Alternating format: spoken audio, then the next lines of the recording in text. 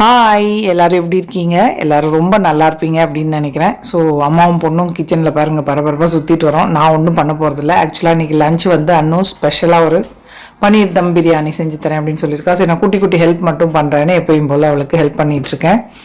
Basmati rice நான் கழுவி ஊற வச்சிடுறேன் அப்படின்னு சொன்னேன். அதில் வண்டு இருக்குது 1 2 அப்படின்னா, நீ ஒழுங்காக கழுவ மாட்டேன் அப்படின்னா. நான் சொன்னேன், நான் ஒரு மம்மி அப்படின்னா சிரிக்கிறா.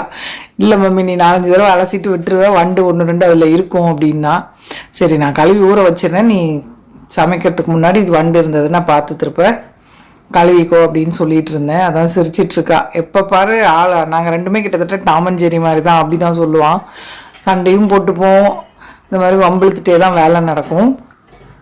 ஸோ பன்னீர் வந்து ஏற்கனவே ஒரு 200 கிராம்ஸ் இருந்தது, பத்தாது மம்மி இன்னொரு 200 கிராம்ஸ் வேணும் அப்படின்னா. சரி, நான் அரிசி கழுவிட்டே போய் வாங்கிட்டு வரேன் அப்படின்னு சொல்லிட்டு அரிசி கழுவுறதுக்கு எடுத்துகிட்ருக்கேன்.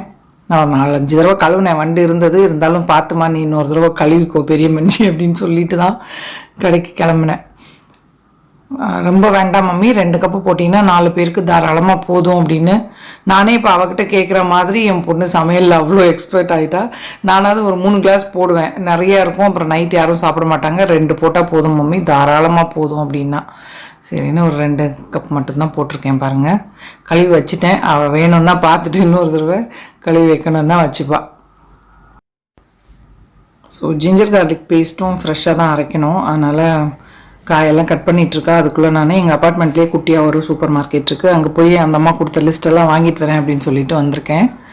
இப்போ பன்னீர் வேணும் அப்படின்னா ஒரு 200 கிராம் பத்தாது மம்மி, இன்னொரு 200 கிராம் பேக்கெட் வேணும். அப்புறம் தயிர், புதினா கொஞ்சம் இருந்தது, அதுவும் பத்தாது, வாங்கிட்டு வா அப்படின்னா சரின்ட்டு வந்திருக்கேன். குட்டி சூப்பர் மார்க்கெட் தான், ஆனால் பேசிக்காக தேவையான காய்கறி, மளிகை ஜாமான், ஐஸ்கிரீம் அதெல்லாம் வாக்கிங் வரப்போ நல்லா வாக்கிங் வந்துட்டு ஐஸ்கிரீம் வாங்கி சாப்பிட்டுட்டு வருவோம் ஃப்ரெண்ட்ஸு.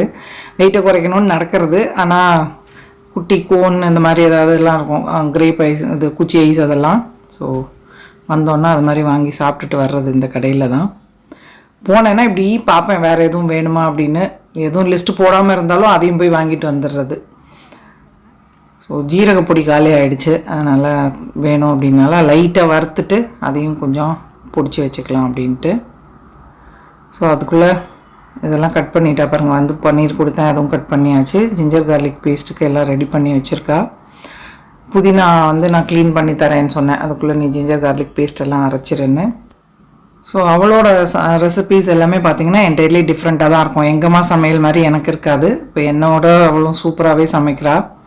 பிரியாணிலாம் ஃப்ரெண்ட்ஸ்க்கெல்லாம் செஞ்சு கொடுத்தா வேறு கண்ட்ரி பசங்க கூட நல்லா இன்ட்ரெஸ்ட்டாக சாப்பிடுவாங்களாம் இந்த ரெசிபி.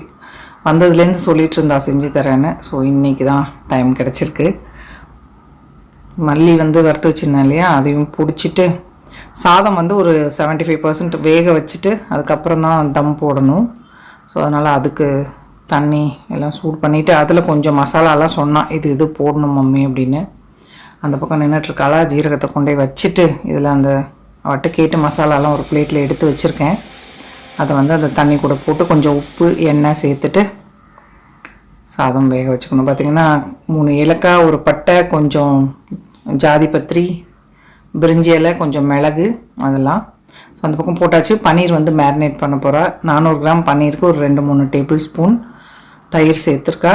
கூடவே தேவையான அளவுக்கு கொஞ்சம் உப்பு, ஜிஞ்சர் கார்லிக் பேஸ்ட் அது வந்து ஒரு டேபிள் ஸ்பூன் அளவுக்கு, அப்புறம் Kashmiri red chilli powder. Normal மிளகா இல்லாமல் இது போட்டோன்னா கலரும் வரும், ப்ளஸ் காரம் வந்து ரொம்ப இருக்காது. நம்ம திருப்ப அதுலேயும் போடுவோம் இல்லையா, அதனால் இதுக்கு வந்து போதும் அப்படின்னு வறுத்து பொடிச்சிருந்தோம் இல்லையா, அந்த ஜீரகத்தூள் ஒரு டீஸ்பூன் போட்டு நல்லா மிக்ஸ் பண்ணி அது ஒரு 10-20 நிமிஷம் இந்த மசாலாலாம் ரெடி ஆகிற வரைக்கும் மேரினேட் ஆகிட்ருக்கும்.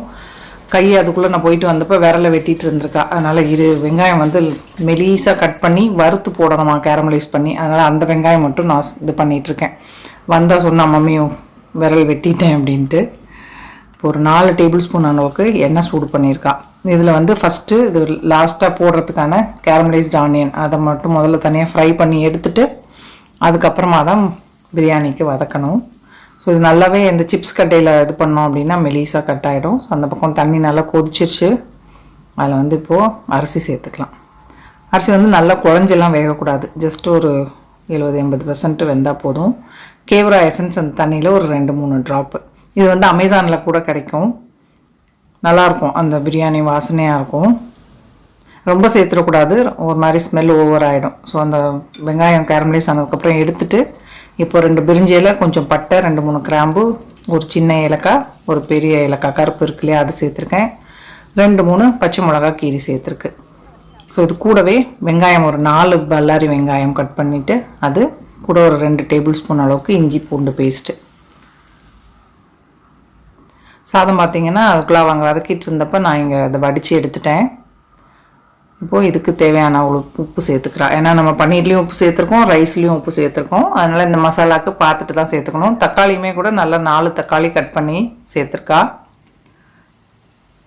நான் கூட நிறையா இருக்குமோ அப்படின்னு பார்த்தேன், ஆனால் சூப்பராக இருந்தது பிரியாணி லாஸ்ட்டில். ஸோ அது நல்லா தக்காளி கரைஞ்சி வெந்ததுக்கப்புறமா ஒரு table spoon Kashmiri red chilli powder, 2 table spoon மல்லித்தூள், ஒரு 1.5 டேபிள் ஸ்பூன் அளவுக்கு கரம் மசாலா. இது வந்து ஏதோ நார்த் இந்தியன் கரம் மசாலா வாங்கினது, டார்க்காக இருக்குது, வாசனையாகவும் இருக்குது.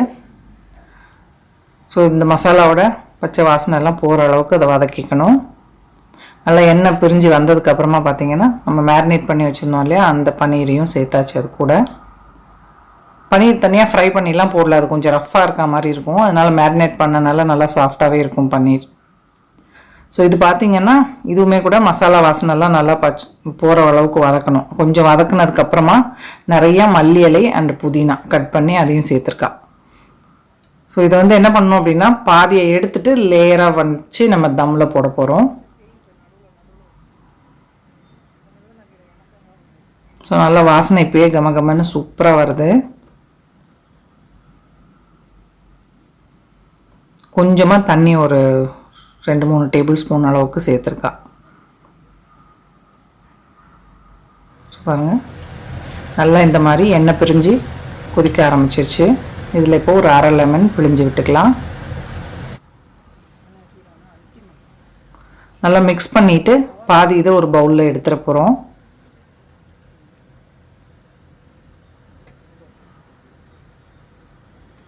அந்த மாதிரி எடுத்துட்டு ஒரு லேயர் நம்ம வேக வச்சு வச்சுருக்க அரிசி, அதுக்கப்புறம் இது திருப்பியும் ஒரு லேயர் அரிசி, அந்த மாதிரி போட்டுட்டு தவா வச்சு தம்மில் வைக்கணும்.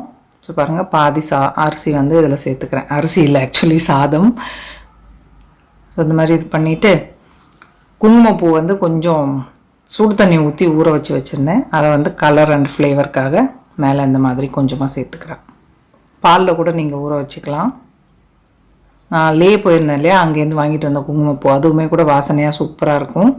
ஸோ இப்போ மேலே இன்னொரு லேயர் அந்த பன்னீர் மசாலாவை சேர்த்துக்கலாம். இது வந்து பெங்களூர்லலாம் மேக்னா பிரியாணின்னு ஒன்று கிடைக்கும், கிட்டத்தட்ட அந்த டேஸ்ட்டில் இருக்கும் சூப்பராக. நான் அபி வீட்டுக்கு போகிறப்ப வாங்கி தருவான் எப்பயுமே. வேறு டைப் பிரியாணி கிடைக்கும், நான்வெஜ்ஜும் இருக்கும் வெஜ்ஜும் இருக்கும். ஸோ பாக்கி சாதத்தையும் இன்னொரு லேயர் இந்த மாதிரி ஸ்ப்ரெட் பண்ணிவிட்டு இதுலேயும் மேலே அதே மாதிரி அந்த குங்குமப்பூ இது ட்ரிசில் பண்ணிக்கலாம்.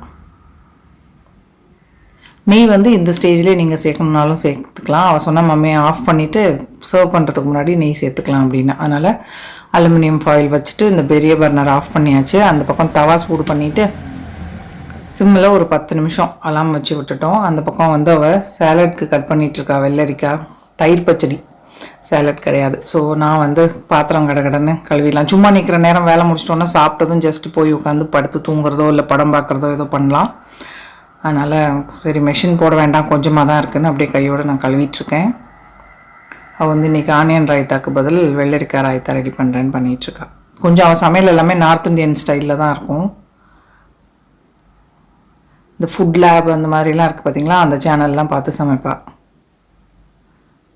நான் இந்த பக்கம் க்ளீன் பண்ணியாச்சு. ஸோ ஸ்டவ்வுக்கிட்டையுமே கூட கையோடு சும்மா நின்றுட்டுருக்க நேரம் க்ளீன் பண்ணிடலான்னு இந்த பக்கமும் க்ளீன் பண்ணிகிட்ருக்கேன்.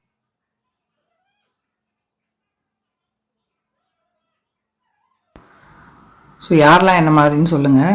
முடிஞ்ச அளவுக்கு எல்லா பாத்திரம் கழுவி ஏரியா க்ளீன் பண்ணிடுவேன். சாப்பிட்டதுக்கப்புறமா உடனே எனக்கு டின்னர்னாலும் சரி லஞ்சுனாலும் சரி வேலை பார்க்க பிடிக்காது. அதனால் கடகடன்னு எல்லா வேலையும் முடிச்சிட்டேன். ஸோ தம்மில் ஆஃப் பண்ணிவிட்டு ஒரு 10 நிமிஷம் கழித்து இப்போ திறந்துருக்கோம். மேலே கொஞ்சமாக கீ சேர்த்துட்டு சர்வ் பண்ண வேண்டியது தான். நல்லா வாசனை சூப்பராக இருக்குது. மேலே ஃப்ரை பண்ணி வச்சுருந்தா ஆனியன் சேர்த்துக்கலாம்.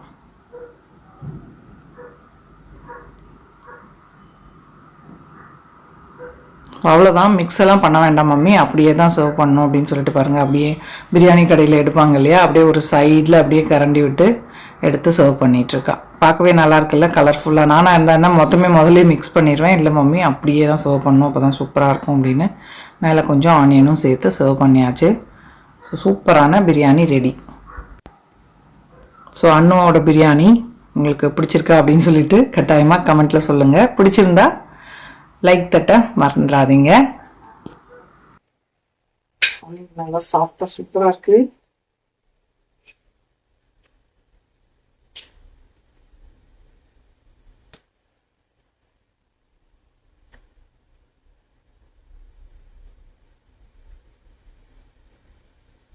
நல்லா இருக்கு, சூப்பராக. நீங்களும் வீட்டில் பண்ணி என்ஜாய் பண்ணுங்க. பிடிச்சிருந்தா லைக் பண்ணுங்க, ஷேர் பண்ணுங்க, சப்ஸ்கிரைப் பண்ணுங்க. Thank you, love you all.